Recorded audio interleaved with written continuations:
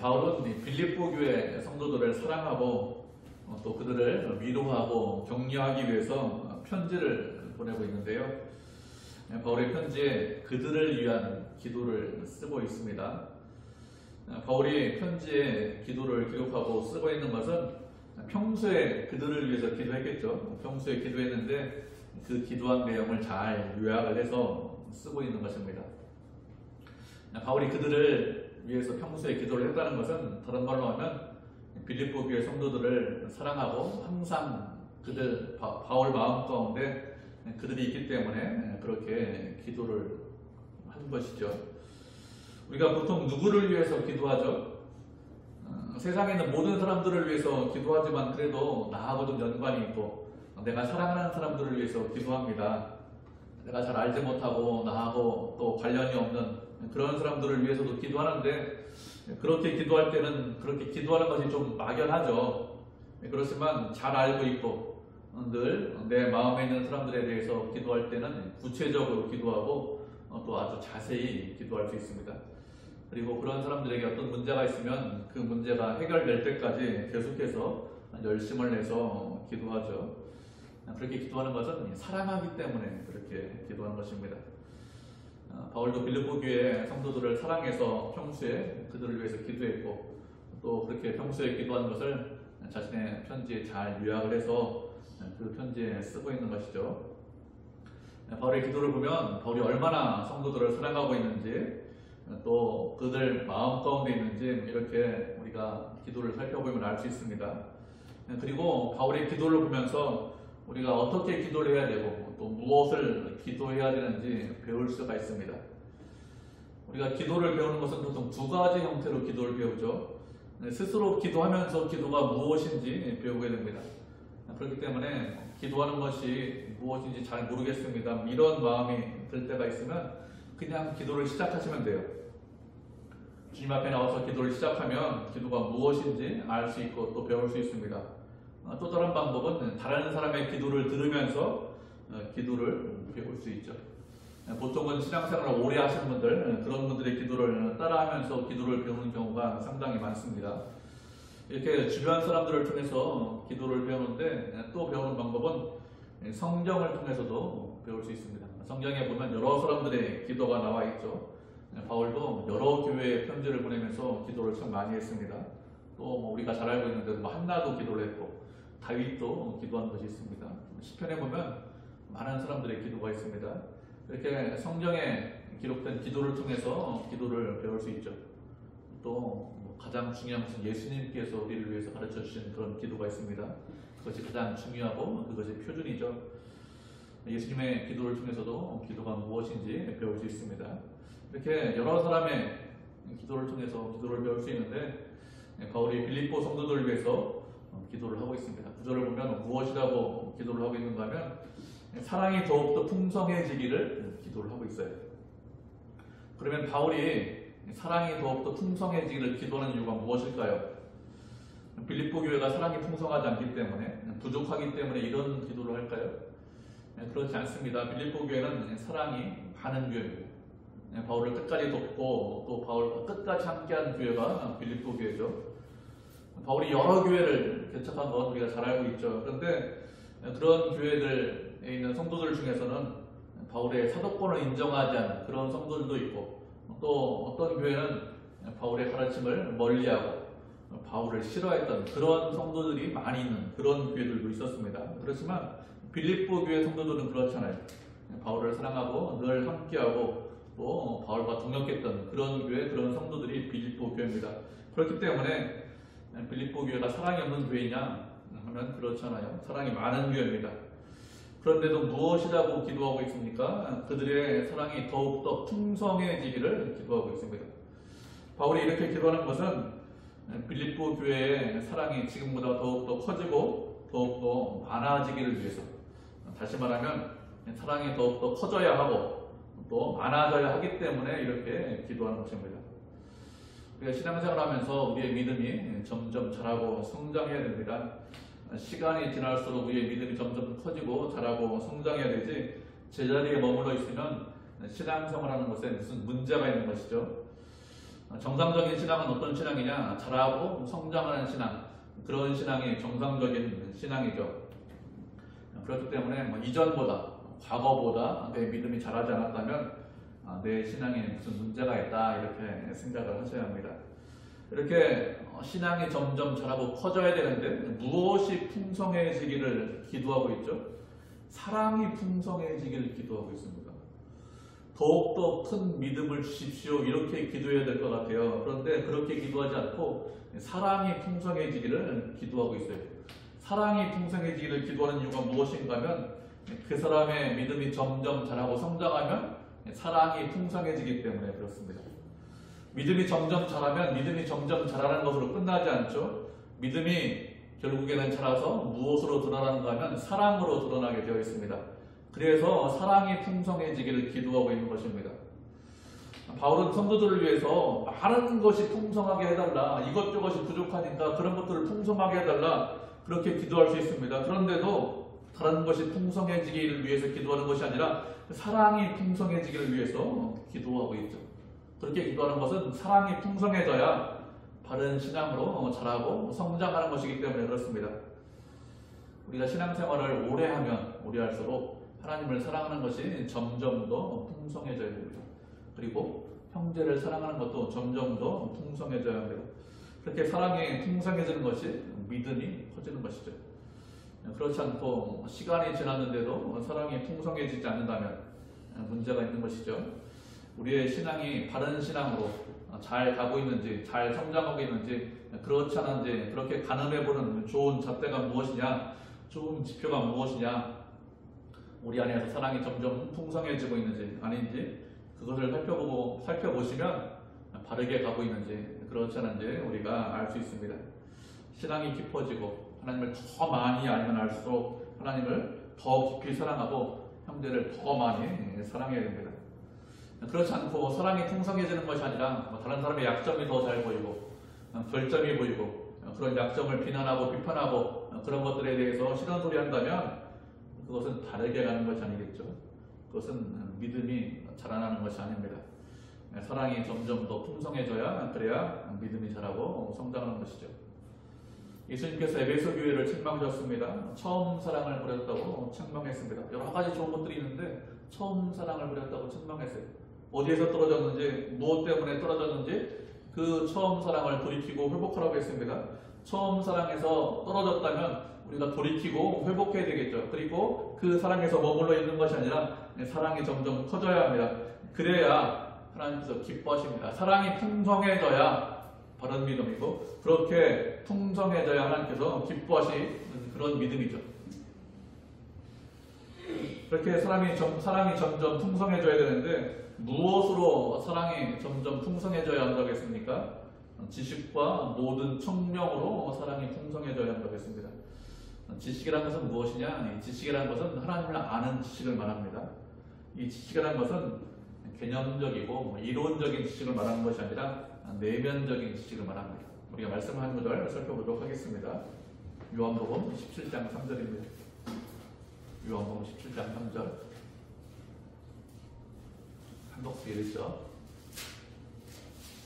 요한복음 17장 3절 찾으셨죠? 한 목소리 같이 읽겠습니다. 시작. 영생은 곧 유일하신 참 하나님과 그가 보내신 자 예수 그리스도를 아는 것이니이다. 아멘. 영생, 영원히 사는 것이 무엇이냐? 하나님과 그가 보내신 예수님을 아는 것이 영원히 사는 것이라고 했습니다. 하나님을 알지 못하면 영원히 살지 못합니다. 하나님을 안다는 것이 무엇일까요? 하나님을 안다는 것은 하나님께서 이 세상을 창조하신 창조주라는 것을 안다. 그것을 아는 것이라고 말하지 않습니다. 하나님을 믿지 않는 사람들도 세상을 창조한 창조주가 있다. 그 정도는 알고 있습니다. 하나님을 안다는 것은 내면을 안다는 거예요. 내면을 안다는 것은 다른 말로 하면 그분의 인격, 그분의 성품을 안다는 것입니다. 우리가 어떤 사람에 대해서 안다고 할 때 어떤 운동선수가 사격을 잘해서 씨름을 잘해서 활을 잘 쏴서 메달을 딴 것을 알고 있습니다. 이렇게 이야기하면서 그 선수를 안다 이렇게 이야기하지 않죠. 그런 것은 알고 있지만 사실은 그 사람에 대해서 잘 모르죠. 그 사람을 안다는 것은 그 사람과 함께 일하고 그 사람과 함께 지내면서 그 사람이 어떠한 사람인지 경험했을 때 그 사람을 안다고 합니다. 하나님을 안다는 것은 하나님과 함께 지내면서 하나님이 어떤 분인지 안다는 것, 그것이 안다는 거예요. 하나님을 그렇게 알아야, 경험적으로 알아야, 그래야 영원히 살 수 있습니다. 하나님을 알지 못하면 영원히 살지 못하죠. 지식과 모든 총명으로 사랑이 더욱더 풍성해지기를 원한다라고 했는데, 말씀드린 대로 여기 있는 지식은 하나님을 아는 지식을 말합니다. 사랑이 풍성해지려면 그냥 풍성해지는 것이 아니라 하나님을 알아야, 그래야 사랑이 풍성해집니다. 하나님을 알지 못하면 사랑이 풍성해지지 못해요. 하나님을 알면 알수록 사랑이 무엇인지 알게 됩니다. 왜 그런가 하면 하나님은 사랑이시기 때문에 그렇습니다. 하나님을 사랑하면 사랑하는 것이 단순히 감정이 아니라는 것을 알게 되죠. 단순히 감정이라면 죄인인 우리를 사랑하셨을까요? 사랑은 감정이 아니라 의지입니다. 죄인이지만 사랑하겠다 그렇게 결심하셨기 때문에, 의지가 있기 때문에 우리를 사랑하신 것이죠. 그렇게 의지만 있는 것이 아니라 그렇게 사랑하겠다는 의지가 결국에는 행동으로 나오고 행동으로 옮겨져야, 그래야 그 사랑이 참 사랑입니다. 이렇게 하나님을 알면 알수록 사랑이 말로만, 그냥 감정으로만 끝나는 것이 아니라 행동으로 나오기 때문에, 의지로 나오기 때문에 그 사랑이 점점 더 풍성해지고, 그리고 사랑이 무엇인지 알 수 있습니다. 하나님을 알지 못하면 사랑이 풍성해지지 않습니다. 그리고 모든 측면으로 사랑이 풍성해지기를 원하고 있습니다. 모든 총명이라고 했는데, 총명이라는 것은 다른 말로 하면 통찰력이나 안목, 이런 뜻입니다. 한 가지만 생각하거나 아니면 좁은 안목으로, 좁은 눈으로 어떤 것을 생각하는 것이 아니라 모든 것을 고려하는 것이 총명이죠. 어떤 사람은 지식을 많이 가지고 있어요. 그렇지만 그 사람이 지혜로운 것은 아니죠. 지혜와 지식은 좀 다르죠. 총명이라는 것은 지혜롭게 어떤 것을 바라볼 수 있는 그런 눈을 말합니다. 그렇게 하나님을 아는 지식과 모든 것을 바라보고 모든 것을 생각할 수 있는 그런 총명을 통해서 사랑이 점점 더 풍성해지기를 원하고 있습니다. 지식과 총명이 있어야 사랑이 풍성해집니다. 그리고 그렇게 지식과 총명이 있어야 그 사랑이 바른 사랑이 됩니다. 그렇지 않으면, 잘못하면 감정에만 휩싸이거나 아니면 자신이 알고 있는 경험에만, 지식에만 의지하면 그 사랑은 바른 사랑이 아닙니다. 사랑이 풍성해질 수는 있습니다. 그렇지만 지식과 총명이 함께해야, 그래야 바르게 갈 수 있는 거예요. 바르게 가고 풍성하게 갈 수 있는 방법이 무엇이냐? 지식과 총명이 사랑에 더해져야, 그래야 바르게 가고 풍성하게 갈 수 있습니다. 우리도 시간이 지나면 지날수록 모든 지식과 총명으로 우리의 사랑이 점점 더 풍성해져야 합니다. 사랑이 점점 더 풍성해진다는 것은 다른 말로 하면 주님을 따라가고 주님을 닮아가는 것입니다. 하나님께서 사랑이시기 때문에, 우리를 사랑하시는 것이 차고 넘치기 때문에 주님을 따라가는 것, 그것이 사랑이 점점 더 풍성해지는 것이죠. 이렇게 사랑이 풍성해지기를 첫 번째로 간구했고, 두 번째로 간구한 것은 무엇이냐? 10절을 보면 지극히 선한 것을 분별할 수 있기를 기도하고 있습니다. 지극히 선하다 이렇게 말씀하고 있는데, 이 성경 밑에 있는 관절을 보시면 다른 것이다, 이렇게 밑에 보면 관절 있죠. 다른 것이다 이렇게 말씀하고 있습니다. 지극히 선한 것이라는 것은 다른 것을 말합니다. 우리는 선과 악을 구분하는 것은 그렇게 어렵지 않아요. 선과 악을 구분하지 못하는 그런 사람이 있을까요? 그런 사람은 거의 없습니다. 대부분 사람들은 선과 악은 구분할 수 있습니다. 그런데 더 어려운 게 있습니다. 무엇이 어려운가 하면 선한 것과 지극히 선한 것을 구분하는 것은 상당히 어렵습니다. 무엇이 선한 것이고, 그렇게 선한 것들, 여러 선한 것들 중에서 가장 선한 것이 무엇이냐, 가장 다른 것이 무엇이냐, 이것을 분별할 수 있어야 합니다. 우리가 아이들에게 물어봐요. 나중에 커서 뭐가 될래? 이렇게 물어보면 아이들은 여러 가지를 이야기하죠. 이것도 되겠습니다. 저것도 되겠습니다. 그런데 시간이 점점 지나면서 나이를 먹으면서 물어보면, 무엇이 되냐 물어보면 그 가지수가 점점 줄고 결국에는 한 가지만 이야기합니다. 왜 한 가지만 이야기할까요? 시간이 지나면서 깨닫게 됩니다. 한 가지만 잘하는 것도 쉽지 않다는 것을 깨닫게 됩니다. 운동선수들, 우리가 알고 있는 운동선수들은 대부분 우리 같은 일반인보다 다른 운동에 대해서, 여러 운동에 대해서 훨씬 더 잘합니다. 그런데 그런 선수들도 운동을 여러 가지 하나요? 그렇지 않죠. 한 가지만 합니다. 한 가지만 하는데 그 운동에서 뛰어난 기량을 보이는 것이 그렇게 쉽잖아요. 운동만 아니라 악기를 다루는 사람도 마찬가지입니다. 한 가지 악기를 다루지 여러 가지 악기를 다루나요? 동시에 여러 가지 악기를 다루는 사람 많지 않습니다. 사람은 한 가지 일만 열심히 해도 그곳에서 성과를 내는 것이 쉽지 않습니다. 그렇기 때문에 이 일저일 한꺼번에 다 잘할 수 있는 사람은 없죠. 무엇인가 잘하는 사람이 되기 위해서는 시간을 들여야 되고 노력을 해야 됩니다. 그런데 시간은 누구에게나 다 동일하죠. 그래서 모든 것을 다 잘하기는 쉽지 않습니다. 그런 사람 없습니다. 한 가지만 잘하는 것도 쉽지 않아요. 그런데 우리가 한 가지를 잘해야 되는데 그 한 가지 무엇을 잘해야 될까요? 우리 모두가 잘해야 되는 것이 있는데 그것이 무엇인가 하면 선한 것을 하셔야 됩니다.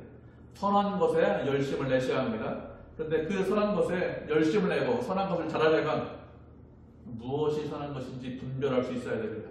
분별하지 못하면 선한 것이 무엇인지 분별하지 못하면 엉뚱한 일에 시간을 보내고 엉뚱한 일에 노력을 하게 되겠죠. 그렇게 되지 않으려면 하나님께서 기뻐하시는 것, 하나님께서 원하시는 것 그런 것이 무엇인지 분별할 수 있어야 되고 그리고 그런 선한 일에 열심을 내고 땀을 흘려서 가장 선한 것, 지극히 선한 것 그것을 분별해내고 그 일을 해야 됩니다. 그래야 하나님께서 기뻐하시죠. 그러면 어떻게 하면 지극히 선한 것을 분별할 수 있을까요? 로마서 12장 1절과 2절을 보면 우리 몸을 하나님께서 기뻐하시는 거룩한 산 제물로 드려라 이렇게 말씀하고 있습니다. 이것이 우리가 드릴 영적인 예배고 이 세대를 본받지 말고 마음을 새롭게 해서 하나님께서 선하시고 기뻐하시고 온전하신 뜻이 무엇인지 분별하라 이렇게 말씀하고 있습니다. 하나님을 위해서 우리의 몸을 드리면 다시 말하면 직장이나 가정이나 모임이나 어디에 있든지 저는 주님의 자녀입니다. 주의 백성입니다. 이런 마음으로 주님의 백성답게 살아가면 그것이 몸을 드리는 것이죠. 이렇게 몸을 드리면 그것이 영적 예배고 영적인 예배를 드리면 이 세대를 본받지 않게 되고 그렇게 세대를 본받지 않으면 마음이 새롭게 되어서 하나님의 선하시고 기뻐하시고 온전하신 뜻이 무엇인지 분별할 수 있다 이런 뜻입니다. 하나님께서 우리에게 원하시는 것이 무엇이냐? 우리의 몸을 드리는 것이죠. 우리가 몸을 가지고 죄와 악의 유혹과 시험에 빠지는 것이 아니라 언제 어디서나 저는 주님 앞에 있습니다. 그러니 제가 주의 뜻대로 거룩하게 살겠습니다. 이렇게 하는 것이 우리의 몸을 드리는 것이죠. 이렇게 몸을 드리면 결국에는 무엇이라고요? 하나님의 뜻을 분별할 수 있다는 것입니다. 지극히 사는 것이 무엇인지 깨달을 수 있다고 했습니다. 하나님, 저에게 지극히 선한 것이 무엇인지 깨닫고 분별하게 하시면 제가 몸을 드리겠습니다. 열심을 내겠습니다. 이렇게 하는 것이 아니다. 이게 거꾸로 하는 거거든요. 그게 아니라 먼저 내가 주님께 드리고 먼저 순종하면 하나님께서 우리에게 분별력을 주십니다. 그렇기 때문에 내 몸을 먼저 드리고 먼저 순종하셔야 합니다. 내가 어떤 자리에 있든지 가정에 있든지 직장에 있든지 모임에 있든지 학교에 있든지 무엇을 하든지 저는 주님과 지금 함께하고 있습니다. 주님을 위해서 살겠습니다. 주님께서 이 직장을 저에게 주셨는데 이 직장에 보내신 이유가 있습니다. 하나님의 자녀로 살겠습니다. 이렇게 하셔야 합니다. 가정에서도 마찬가지예요. 모임에서도 마찬가지입니다. 주님께서 이 모임에, 이 가정에 저를 보내주신 이유가 있습니다. 그래서 제가 주의 뜻대로 살겠습니다. 이렇게 하면 지극히 선한 것을 분별할 수 있습니다. 우리가 살고 있는 이 시대에는 선한 것이 상당히 많아요. 스스로 악하다는 사람이 있습니까? 스스로 악하다는 사람 거의 없죠. 대부분 다 선하다고 해요. 대부분 다 의롭다고 합니다. 그렇게 다 의롭고 선한데 그 중에서 가장 선한 것, 지극히 선한 것이 무엇인지 분별할 수 있어야 합니다. 그렇게 지극히 선한 것을 분별하기 위해서는 우리 자신을 드려야 그래야 우리가 분별할 수 있습니다. 그렇게 드리면 하나님께서 기뻐하시고 그것을 통해서 우리에게 분별력을 주시죠. 다음으로 기도하는 것은 무엇인가 하면 10절을 계속해서 보면 진실하여 허물 없이 그리스도의 날까지 이른다 이렇게 말씀하고 있습니다. 진실하다는 것은 다른 말로 하면 햇빛에 비추어보다 이런 의미가 있습니다.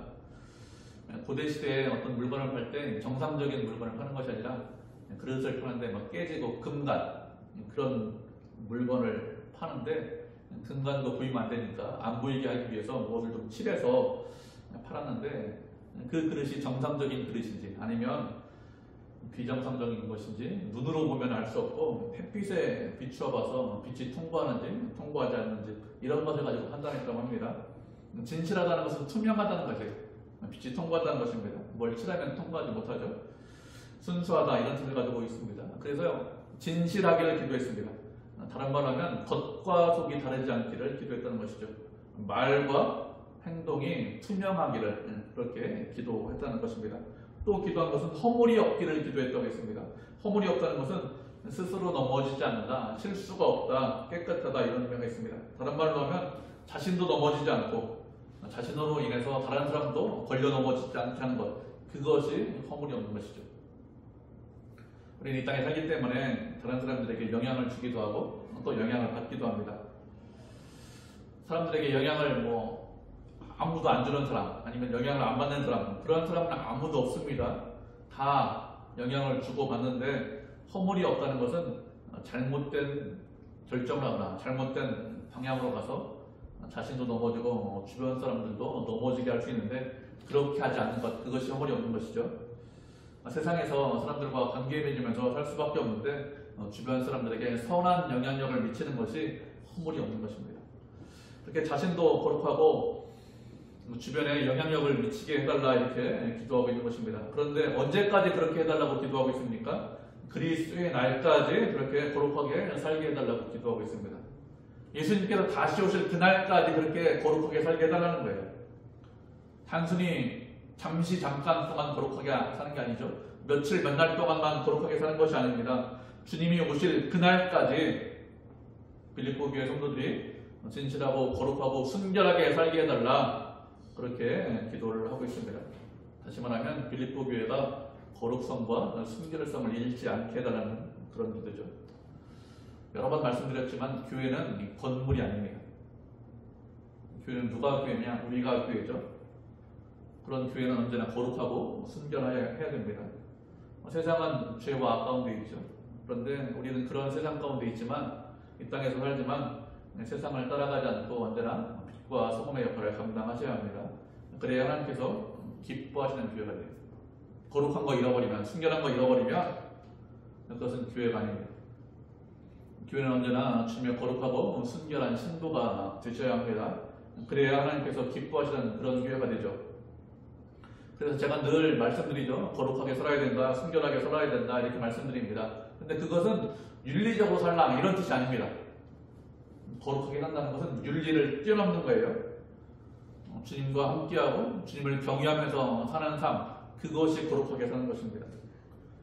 제가 늘 강조하는 것, 주님을 따라가야 됩니다. 주님을 닮아가야 됩니다. 늘 설교 때마다 강조하고 말씀을 전할 때마다 강조합니다. 왜 그런가 하면 그래야 우리가 거룩한 교회가 되기 때문에, 순결한 교회가 되기 때문에 그렇습니다. 거룩한 교회가 되기를 원하신다. 그것이 하나님의 뜻이라는 것을 알고 우리가 늘 주님과 함께 하셔야 됩니다. 주님을 따라가고 닮아가셔야 돼요. 그래야 거룩한 교회가 되는 거예요. 세상에서 도덕적으로 살라 이런 뜻이 아닙니다. 그 도덕과 윤리를 뛰어넘는 거예요. 하나님을 따라가는 것, 세상을 뛰어넘는 것입니다. 그렇기 때문에 늘 거룩하게 사셔야 합니다. 이렇게 기도한 이후에 11절에 보면 무엇이라고 기도하고 있습니까? 의의 열매를 맺게 해달라고 기도하고 있습니다. 의의 열매를 맺게 해달라는 것은 다른 말로 하면 의로운 열매를 맺게 해달라는 것이죠. 근데 그것도 그냥 의로운 열매를 맺게 해달라는 거 기도하는 것이 아니라 예수 그리스도로 말미암아 의의 열매를 맺게 해달라고 했습니다. 예수 그리스도로 말미암아 의의 열매를 맺게 해달라는 것은 빌립보 교회 성도들이 스스로 의의 열매를 맺을 수 없기 때문에 이렇게 기도하는 것입니다. 만약에 스스로의 노력과 스스로의 열심으로 의의 열매를 맺을 수 있다면 의의 열매를 맺게 하기 위해서 노력하게 힘을 주십시오, 능력을 주십시오 이렇게 기도했을 것인데 그렇게 기도하는 것이 아니라 그리스도를 통해서 그리스도 안에서 열매를 맺게 해달라 이렇게 기도하고 있습니다. 이렇게 기도하는 것은 스스로 열매를 맺는 것이 아니라 예수님을 통해서 열매를 맺을 수 있기 때문에 이렇게 기도하는 것이죠. 주님과 바른 관계를 맺을 때, 주님 안에 있을 때 그때 의의 열매를 맺을 수 있습니다. 그렇게 의의 열매를 맺기 위해서는 늘 주님과 붙어 있어야 합니다. 그래야 열매를 맺을 수 있습니다. 예수님과 붙어 있으면 예수님께서 주시는 그 진액을 공급받을 수 있습니다. 그것을 통해서 열매를 맺는 거예요. 그렇지 않고 우리의 노력과 열심과 열정을 가지고 의의 열매를 맺을 수 있는 것이 아닙니다. 예수님과 함께하고 예수님께 붙어 있을 때 하나님께서 그리스도를 통해서 우리에게 생명의 양식을 공급해 주십니다. 그러면 예수님께로부터 그 생명의 양식을 공급받고 그러면서 우리에게 열매가 맺히죠. 이거 말씀을 한 구절 살펴보도록 하겠습니다. 갈라디아서 5장 16절부터 24절까지입니다. 갈라디아서 5장 16절부터 24절까지.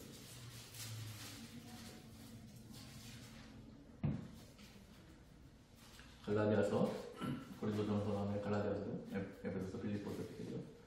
갈라디아서 5장 16절 말씀부터 24절까지 신약성경 307페이지에 있습니다. 한 절씩 교독하고 마지막 절을 합독하도록 하겠습니다. 갈라디아서 5장 16절입니다. 제가 먼저 읽도록 하죠. 내가 이르노니 너희는 성령을 따라 행하라. 그리하면 육체의 욕심을 이루지 아니하리라. 육체의 소욕은 성령을 거스리고 성령은 육체를 거스리나니 이 둘이 서로 대적함으로 너희가 원하는 것을 하지 못하게 하려 함이라. 너희가 만일 성령의 인도하시는 바가 되면 율법 아래 있지 아니하리라. 육체의 운명하니 곧 음행과 더러운 것과 후생과 우상 숭배와 주술과 원수 맺는 것과 분쟁과 시기와 분량과 정지는 것과 분열함과 이단과 투기와 술취함과 방탕과 도덕과 같은 것이라. 전에 너희에게 경계하는 것이 지경계하노니 이런 일을 하는 자들은 하나님의 나라를 먹으러 가지 못하게 하시오. 오직 성령의 열매는 사랑과 희락과 화평과 오래 참음과 자비와 양성과 충성과 오늘과 전쟁이 이 같은 것을 금지할 것이 없느니라. 24절 같이 읽겠습니다. 그리스도 예수의 사랑들은 육체와 함께 그 정욕과 탐심을 십자가에 못 박았느니라. 아멘. 바울이 갈라디아 교회 성도들에게 권면하기를 성령의 열매를 맺으라고 했습니다. 예수님과 함께하고 예수님과 늘 같이 있으면 성령의 열매를 맺을 수 있죠. 그런데 예수님은 부활하고 승천하셨습니다.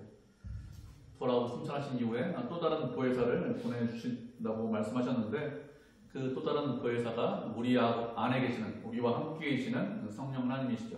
그렇기 때문에 성령 하나님과 바른 관계를 맺을 때 하나님의 뜻에 순종하고 그 말씀대로 살아갈 때 하나님께서 원하시는 그런 열매를 맺을 수 있습니다. 22절, 23절은 우리가 잘 알고 있는 성령의 열매죠. 사랑과 희락과 화평과 오래 참음과 자비와 양성과 충성과 온유와 절제라고 했습니다. 이 같은 것을 금지할 법이 없다고 했죠.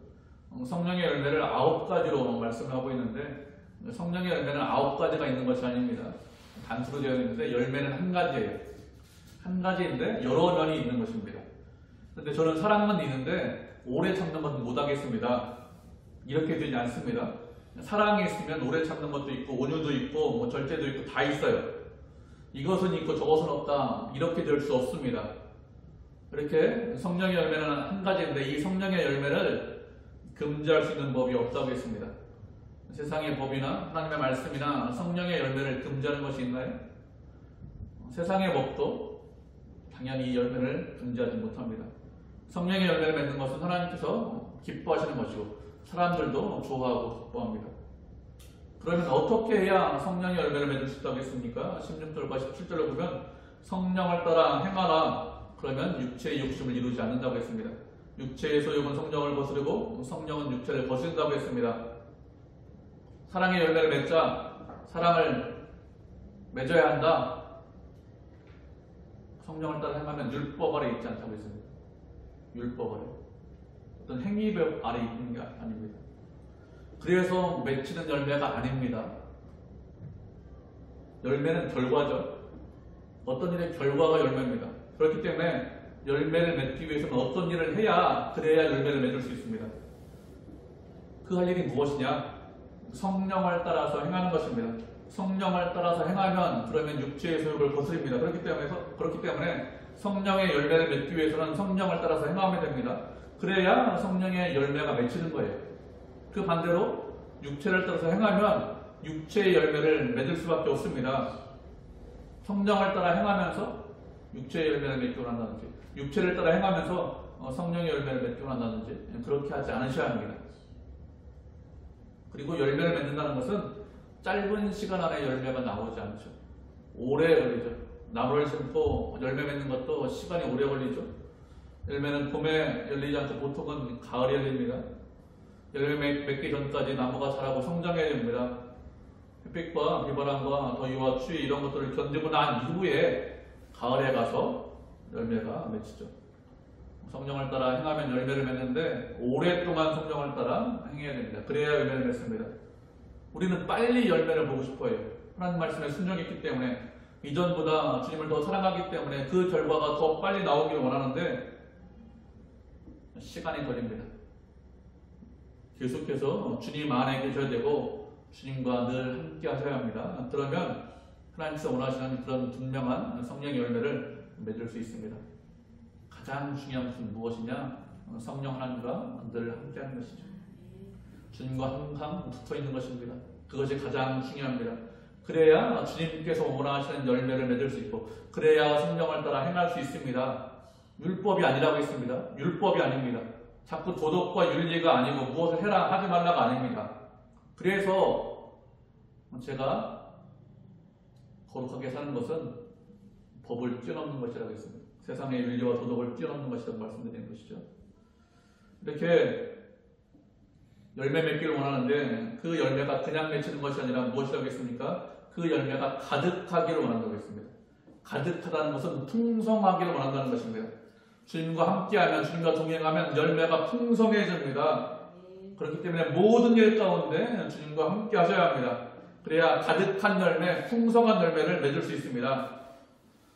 이렇게 바울이 빌립보 교회 성도들을 위해서 기도했는데, 사랑이 풍성해지기를, 지극히 선한 것을 분별할 수 있기를, 또 진실하고 거룩하고 순결하게 살고 가득하게 열매 맺기를 원한다고 기도했습니다.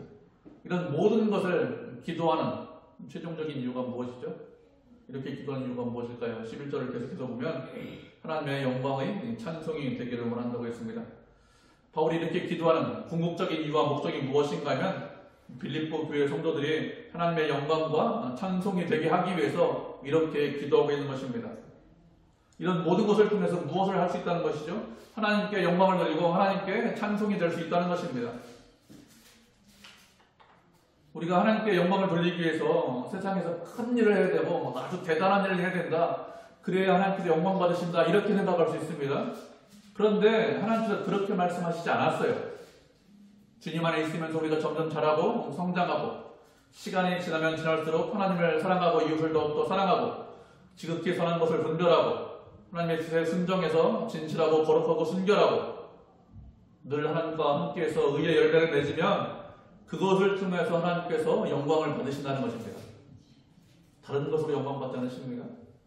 우리가 변하는 것으로, 우리가 주님을 따라가고 닮아가는 것으로, 그것으로 영광 받으십니다. 대단한 일, 커다란 일을 해야 영광 받는 것이 아닙니다. 그렇기 때문에 내가 주님의 영광을 위해서 살겠습니다, 이렇게 하면서 대단한 일을 해야 된다, 큰 일을 해야 된다, 이렇게 생각하지 않으셔야 됩니다. 주님을 따라가고 닮아가셔야 돼요. 주님을 따라가고 닮아가면 그 사람이 거룩한 열매를 맺습니다. 의의 열매를 맺습니다. 하나님이 기뻐하시는 열매를 맺습니다. 그것으로 하나님께서 영광 받으십니다. 우리가 변하면 하나님께서 영광 받으십니다. 그렇기 때문에 우리 자신이, 나 자신이 먼저 변하고 나 자신이 하나님과 늘 동행하셔야 됩니다. 그것으로 우리가 영광 돌릴 수 있습니다. 그렇게 변화받아서 새롭게 되고 은혜 받고 또 하나님께 영광 돌리는 그런 성도, 그런 교회가 되기를 주님의 이름으로 축복을 드립니다.